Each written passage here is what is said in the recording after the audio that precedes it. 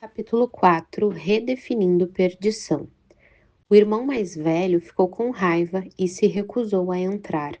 Lucas, capítulo 15, verso 28. A raiva e a superioridade.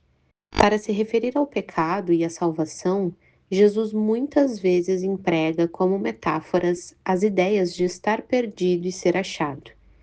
O capítulo 15 de Lucas registra 3 parábolas que Jesus contou aos líderes religiosos.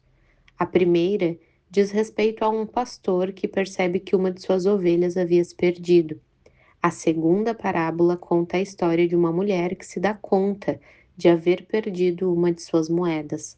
Como já vimos, a terceira parábola fala de 2 filhos que, de diferentes maneiras, também estão perdidos. Em outra passagem, Jesus define seu ministério como uma operação de resgate, pois ele veio buscar e salvar o que se havia perdido. Lucas capítulo 19, verso 10. O que significa estar espiritualmente perdido? Na parábola, a condição de perdido do irmão mais novo fica evidente quando ele acaba se vendo no chiqueiro junto aos porcos.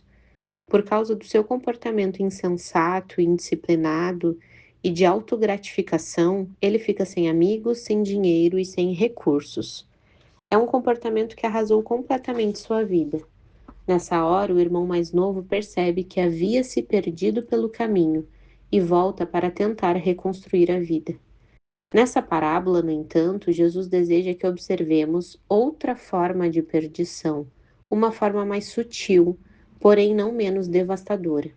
Basta tomarmos consciência da definição mais ampla de pecado apresentada por ele para que tenhamos condições de reconhecer essa forma de perdição.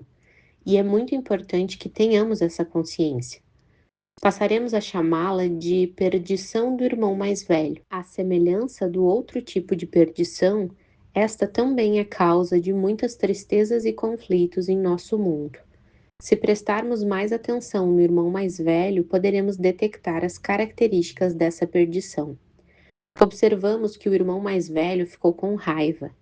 Todas as suas palavras estão recheadas de amargura. O primeiro sinal de que temos um espírito de irmão mais velho é este. Quando a nossa vida não é aquilo que nós queremos, não ficamos apenas tristes, mas também com muita raiva e cheios de amargura. Os irmãos mais velhos acham que, se levarem uma vida marcada por virtudes, serão felizes e, se procurarem viver segundo os padrões estabelecidos, Deus lhe deverá um mar de rosas. Então, o que acontece se você é um irmão mais velho e as coisas vão mal em sua vida? Se você achar que está vivendo à altura dos seus padrões morais, você ficará furioso com Deus. Você vai dizer que não merece o que está acontecendo, afinal, você se esforçou tanto para ser alguém decente. No entanto, o que acontece se as coisas não estão dando certo na sua vida, mas você sabe que não vive à altura de seus padrões? Você ficará furioso consigo mesmo, se odiará, mergulhará em sofrimento. E se você for atingido por coisas ruins na vida, mas não sabe se tem vivido de maneira digna, você poderá oscilar de forma execrável entre os extremos. Eu odeio Deus e eu me odeio. Os irmãos mais velhos são incapazes de lidar com o sofrimento, e essa incapacidade é consequência do fato de que eles esperam resultados de sua observância das regras. Eles vivem uma vida pautada pela moral, não porque têm prazer nas virtudes em si, mas porque desejam controlar as circunstâncias da vida. Elizabeth Elliot conta uma história apócrifa, não está na Bíblia, sobre Jesus, um relato que traduz a diferença entre o egoísmo que busca resultados e a fidelidade derivada do amor. Certo dia, Jesus disse a seus discípulos: "Gostaria que vocês carregassem uma pedra por mim." E não deu nenhuma outra explicação. Então, cada discípulo procurou uma pedra para carregar. Pedro, sendo todo prático, procurou a menor pedra possível. Afinal de contas, Jesus não havia estipulado regras sobre peso ou tamanho. Ele então pôs a pedra no bolso. Em seguida, Jesus lhes disse: "Sigam-me", e saiu andando com eles.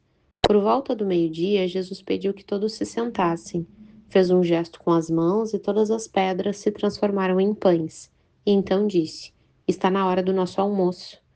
Em poucos segundos, o almoço de Pedro havia acabado. Depois de almoçarem, Jesus pediu que se levantassem e disse outra vez: Gostaria que vocês carregassem uma pedra por mim. Dessa vez, Pedro disse: Ahá, eu já entendi.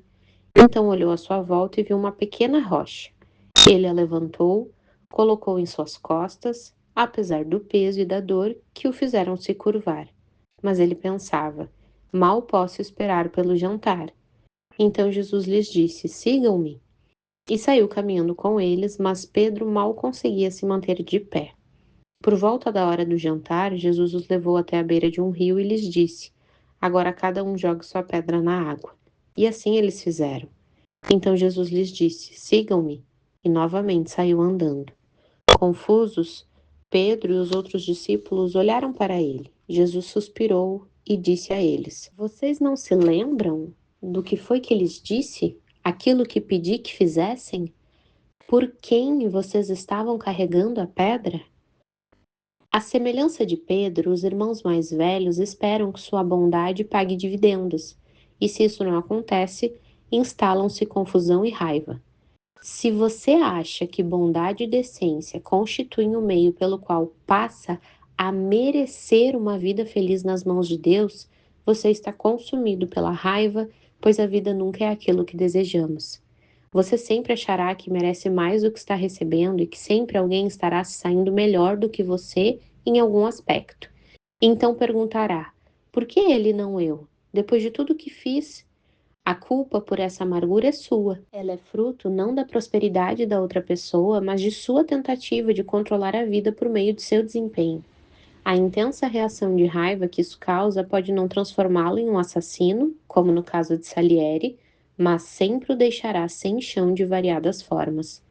Percebemos também que o irmão mais velho tem um profundo sentimento de superioridade em relação aos outros. Ele ressalta que seu histórico de vida pautada pela moral é bem superior ao histórico do irmão que se envolveu com prostitutas. Usando uma linguagem de desprezo, este seu filho. Ele nem mesmo reconhece o filho mais novo como um irmão. Os irmãos mais velhos baseiam sua autoimagem no trabalho árduo, na retidão moral, ou no fato de serem membros de um grupo de elite, ou de se acharem extremamente inteligentes e espertos. Essa postura leva a um sentimento de superioridade em relação às pessoas que não têm as mesmas qualidades. Aliás, é principalmente por meio da comparação competitiva que os irmãos mais velhos alimentam seu senso de importância pessoal. Racismo e preconceito de classe não passam de versões diferentes desse projeto de salvação pessoal. Essa dinâmica ganha mais força quando os irmãos mais velhos se orgulham de professar uma religião superior à dos outros. Se um grupo acredita que Deus os favorece em consequência de uma doutrina especial, por causa do culto que lhe oferecem, em virtude de certos comportamentos éticos, a postura que esse grupo assumirá diante dos que não têm essas qualidades pode ser hostil. Eles têm uma justiça própria que se esgueira sob a alegação de que estão apenas fazendo oposição aos inimigos de Deus. Quando olhamos para o mundo através dessas lentes, fica fácil justificar o ódio e a opressão perpetrados em nome da verdade. Nas palavras de Richard Lovelace, aqueles que perdem a certeza de que Deus os ama e aceita em Jesus, não importa quais sejam suas realizações espirituais do presente, são indivíduos que, abaixo do nível da consciência, são profundamente inseguros. Essa insegurança fica visível no orgulho, nas veementes alegações de justiça própria e na postura de defesa quando se vêem diante de críticas feitas por terceiros. Esses indivíduos passam naturalmente a odiar outros estilos culturais e outras raças com o intuito de incrementar seus sentimentos de segurança e dar vazão à raiva represada. A justiça própria dos irmãos mais velhos, além de dar origem ao racismo e ao preconceito de classe, cria no plano pessoal um espírito que julga e se nega a conceder perdão. O irmão mais velho da parábola não consegue perdoar o irmão mais novo porque esse enfraqueceu a posição da família na sociedade, desonrou seu nome e dilapidou suas riquezas. Ele enfatiza que o irmão mais novo andava com prostitutas, enquanto ele vivia uma vida pura dentro de casa. Eu jamais chegaria a esse nível de maldade? É o que seu coração está dizendo. Como ele não se considera parte de uma comunidade de pecadores, fica preso na armadilha da sua própria amargura. É impossível perdoar uma pessoa se você se sente superior a ela. Se você não consegue manter a calma e vê que o outro também perde a calma exatamente do mesmo modo, sua tendência será de estender-lhe o perdão porque você sabe que não é melhor do que o outro. Como posso acusá-la se eu sou igualzinho? É assim que você pensa. Todavia, justamente porque o pecado e a aversão a Deus, típica dos irmãos mais velhos, estão ocultos debaixo de uma capa de autocontrole e de bom comportamento moral, eles têm muita facilidade de se sentir superiores a praticamente qualquer pessoa. Se estão diante de indivíduos que mentem, traem a esposa ou não oram, eles os contemplam com ares de superioridade. Se esses indivíduos cometem algum erro contra eles, os irmãos mais velhos acham que seu histórico de comportamento imaculado lhes dá o direito de ficarem profundamente ofendidos e de acusá-los pelo resto da vida. O casamento de um alcoólatra é um exemplo clássico dessa situação. A pessoa dependente de bebidas alcoólicas costuma decepcionar profundamente sua família. Em consequência de seu sofrimento, a esposa do alcoólatra geralmente começa a manifestar níveis elevados de autocomiseração e de justiça própria. A esposa lhe dá uma nova chance, mas não deixa de olhar para o histórico de comportamento do marido. Essa postura faz com que o alcoólatra se odeie cada vez mais, o que por sua vez leva-o a beber ainda mais. Trata-se de um ciclo insidioso e destrutivo.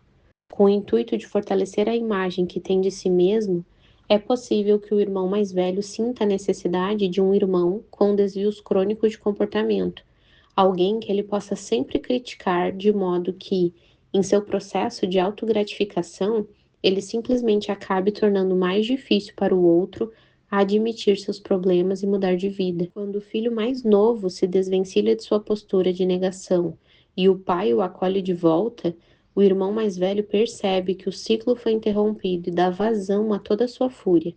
Se o irmão mais velho conhecesse seu próprio coração, ele teria dito: tanto eu quanto meu irmão somos egoístas e motivo de tristeza para o nosso pai, cada um ao seu jeito.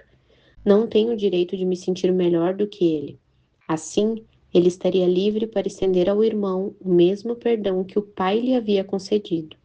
Mas não é desse modo que os irmãos mais velhos olham para si mesmos.